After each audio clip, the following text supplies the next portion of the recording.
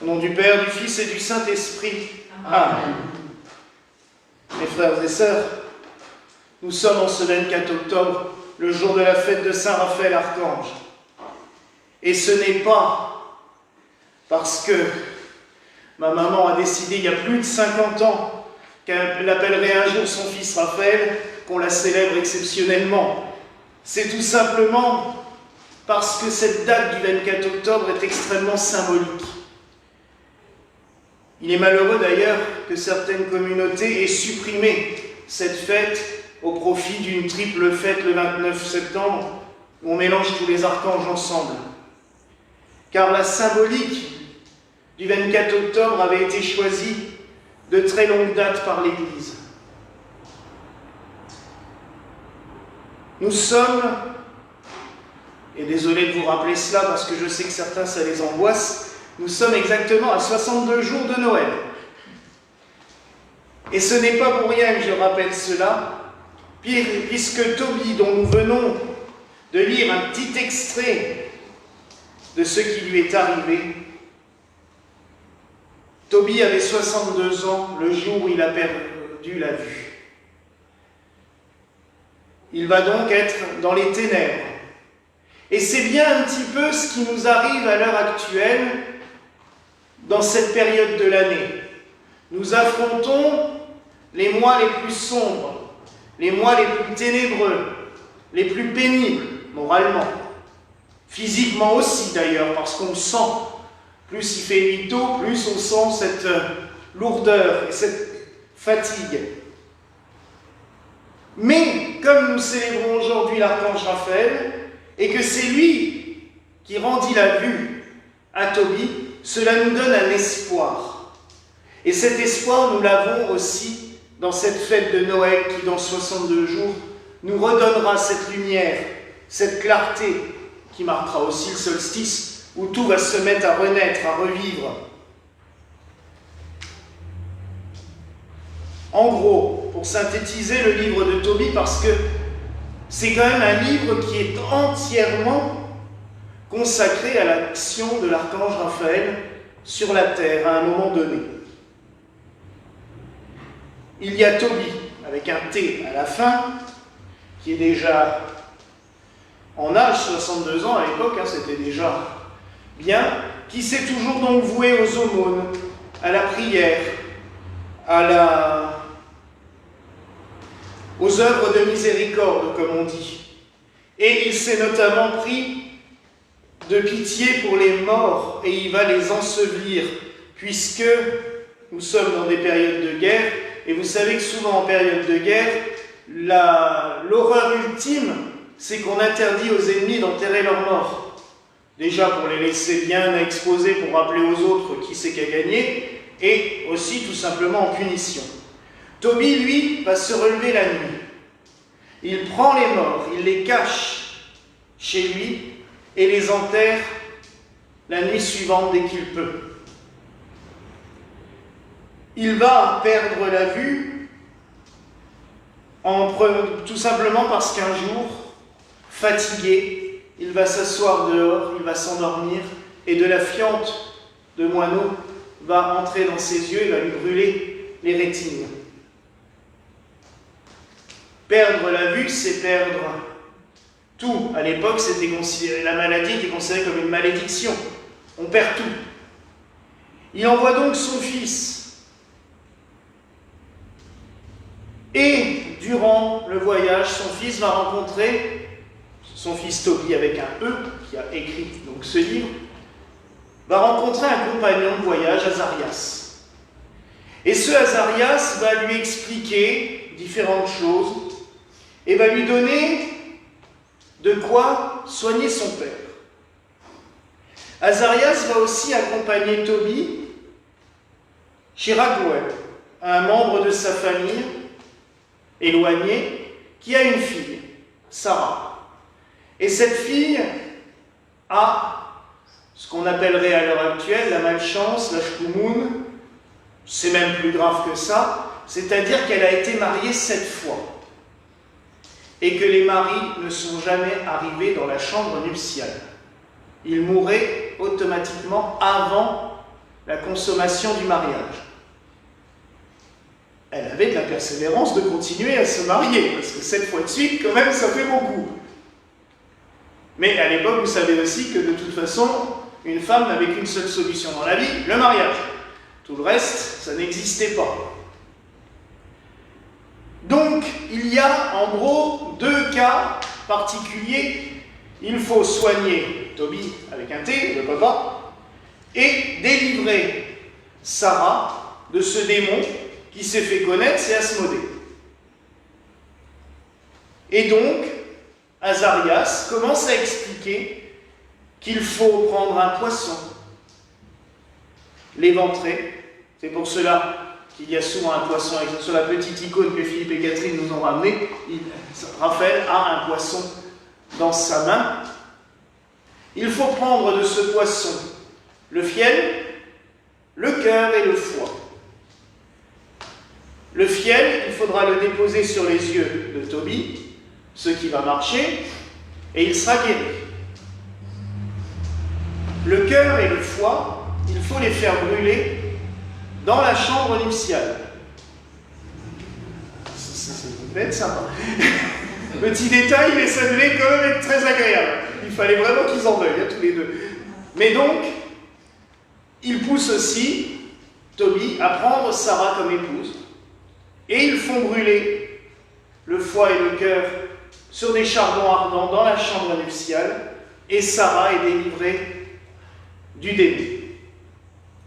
Ainsi, tout se passe merveilleusement bien, et c'est à ce moment-là qu'Azarias dit « Je suis l'ange Raphaël, l'un des 7 qui nous tenons en présence du Seigneur. »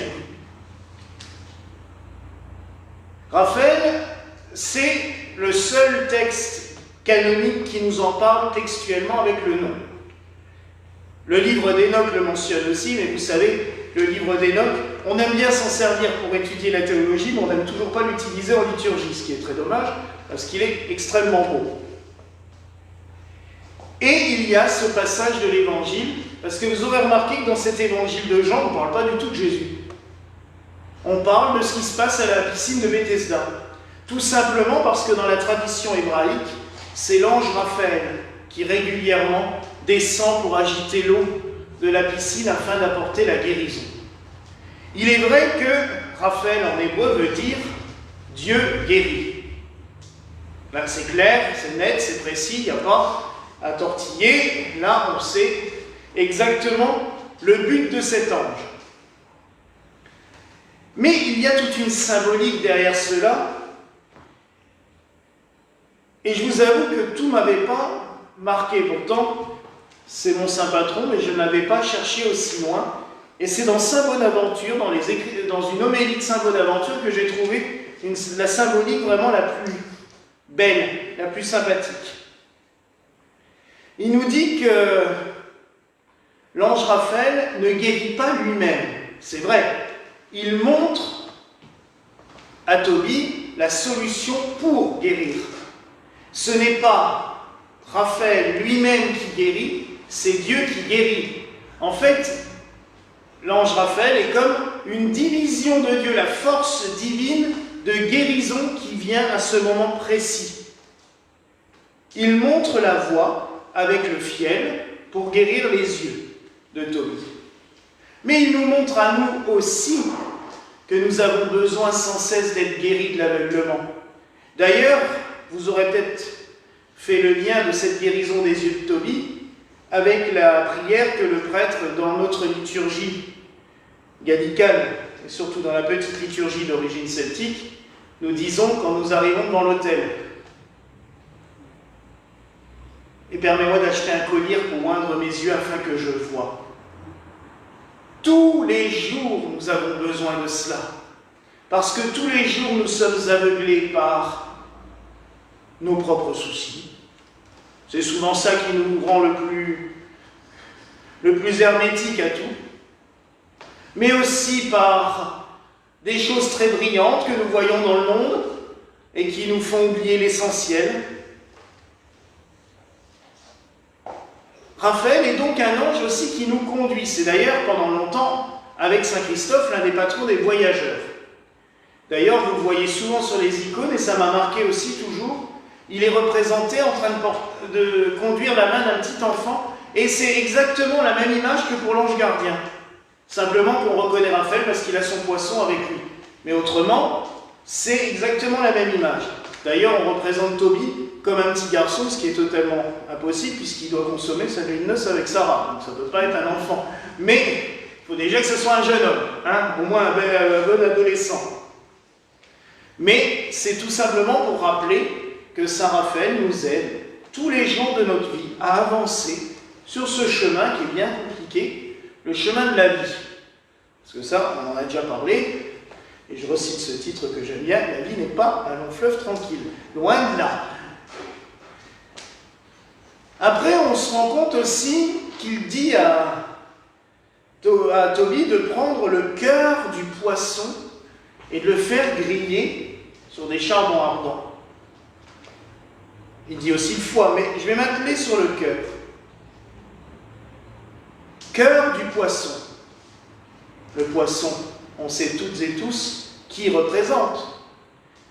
Et par anticipation, Saint Raphaël annonçait déjà la passion du Christ. Celui qui sera immolé, puisque brûler sur du feu, c'est l'immolation. Le Christ va s'immoler sur la croix. Il va ouvrir son cœur sur la croix pour toutes et tous. Il va... Et pourquoi il meurt sur la croix?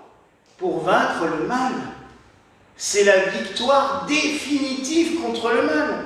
Même s'il continue des fois de bien nous pourrir la vie, on sait pertinemment qu'il n'a plus aucune force, à part de gesticuler dans tous les sens pour essayer de nous faire peur, mais il a déjà perdu d'avance puisque sur la croix, il a été vaincu définitivement. Donc quand Raphaël fait utiliser le cœur du poisson ictus, le Christ, pour vaincre le démon par l'immolation, c'est déjà l'annonce de la passion du Christ qui nous fera toutes et tous vainqueurs du mal. Enfin,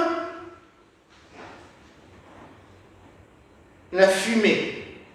Il faut que le cœur et le foie soient brûlés afin que la fumée dégage le mal. Cette fumigation, c'est quelque chose qui revient régulièrement aussi. On fait brûler les holocaustes au temple de Jérusalem à l'époque aussi. On fait brûler l'encens. C'est aussi un petit peu la mission des anges, de porter nos prières devant Dieu. Je rappelle cette phrase de Raphaël, « Je suis l'ange, l'un des 7 qui nous tenons en présence du Seigneur ». C'est exactement ce que Jean, l'évangéliste, voit dans l'Apocalypse. Les 7 archanges en train d'offrir la prière en permanence.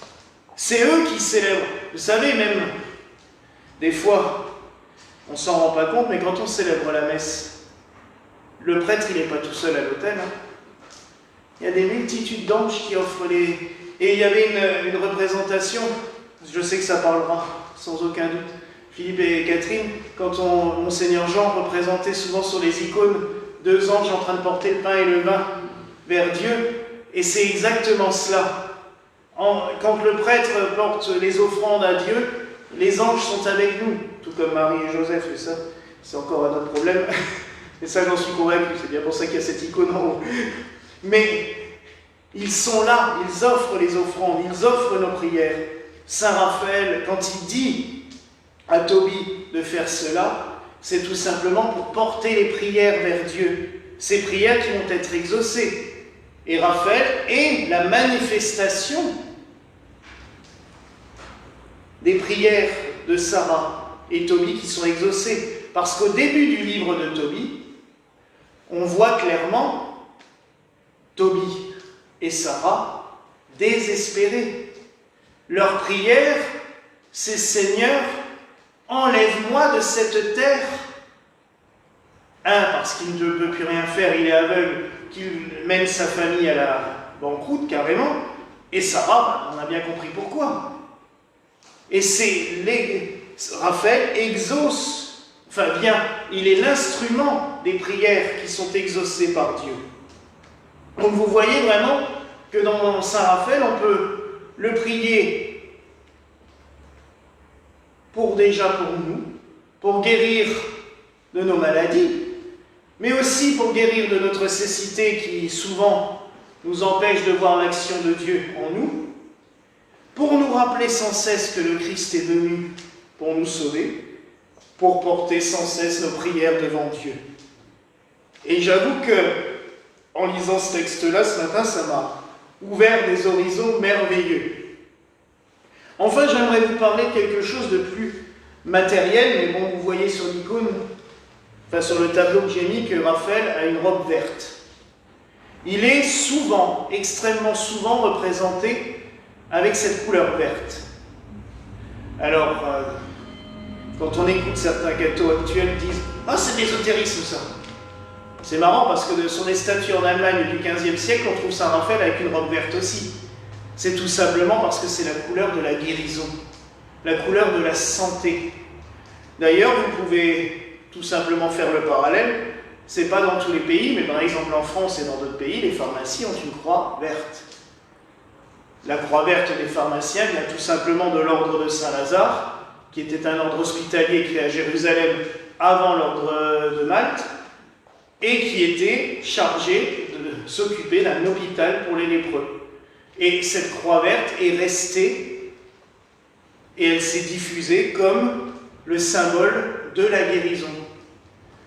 Et la couleur verte, c'est vraiment la couleur de la guérison. Et je vais même aller plus loin parce que j'aime bien chercher la symbolique un petit peu partout. Et les orientaux, je vous ai déjà dit, c'est pas la peine des fois d'aller chercher les chakras chez les orientaux, parce qu'au Moyen-Âge, on trouve des gravures en Occident avec les 7 centres de force aussi, qui sont représentés notamment dans la Kabbale chrétienne. Et notamment dans le livre d'Athanasius Kirchner, qui était un jésuite. Donc les jésuites, on ne peut pas les soupçonner d'hérésie. C'était plutôt eux qui faisaient brûler les hérétiques. Donc c'est pas le genre à aller courir. Mais Athanasius Kirchner met une très belle gravure dans son livre sur la Kabbale chrétienne où il met les 7 centres de force. Donc il n'y a pas forcément besoin d'aller en Orient pour les chercher. Mais on trouve quand même en Orient que la couleur verte symbolise le centre de force ou le chakra du cœur. Et ce chakra du cœur englobe aussi le foie. Cœur et foie. Tiens donc, on en a parlé juste avant. Et ça, j'en suis persuadé, et ça je vous l'ai déjà dit, je le répéterai toujours, il n'y a jamais de hasard avec Dieu. Je suis persuadé que tout est toujours lié. Il n'y a pas besoin des fois de chercher des symboles partout, mais ils viennent, ils sautent aux yeux. Et là, ça m'a vraiment marqué ce matin parce que je me suis dit, oui, c'est vraiment là que la guérison se fait. Quand l'âme est soignée, 80% du corps va mieux aussi parce que on entraîne tout. Et le foie, on sait aussi que la digestion joue énormément sur tout. Puis le foie, c'est aussi ce qui nous purifie. C'est la purification. Donc oui, mes frères et sœurs, en priant Saint Raphaël, on peut aussi lui demander, en plus de la guérison, cette forme de purification dont on a toutes et tous besoin, parce qu'on se laisse vraiment toujours encombrer par des choses dont on n'a pas besoin. Des fois même, on se rajoute des soucis qu'on n'a pas, mais parce qu'on s'inquiète et qu'on ne fait pas confiance à Dieu. Je suis le premier à le faire, ça, malheureusement. Non, c'est pour ça que je ne vous dis jamais des choses que vous ne pouvez pas faire, parce que c'est pareil pour moi. Donc prions Saint Raphaël ce soir, déjà en action de grâce. J'aime bien qu'on commence quand même toujours par prier les saints en action de grâce pour tout ce qu'ils ont fait, pour toutes leurs actions. Et prions aussi Saint Raphaël pour qu'il nous aide justement dans notre vie de tous les jours, qu'il soit un compagnon comme il l'a été pour Tobie. Et vous savez, Raphaël est très vénéré quand même. C'est vrai qu'on l'a un peu oublié, on l'oublie, mais il est le patron de la ville de Cordoue. Il y a une grande statue sur une colonne dans la ville. Il est aussi patron de la ville de Saint-Raphaël en France. Et on oublie souvent qu'on voit la plage, c'est beau, Saint-Raphaël avec la basilique, mais en haut dans le village, il y a la vieille église qui est dédiée à Saint-Raphaël, qui date du Moyen-Âge, qui est une église romane, parce que c'était un lieu de pèlerinage à Saint-Raphaël à l'origine. Donc prions Saint-Raphaël, vénérons-le, remercions le Seigneur, et surtout, laissons-le porter toutes nos prières en présence de la gloire de Dieu. Voilà la grâce que je nous souhaite en ce soir au nom du Père, du Fils et du Saint-Esprit. Amen.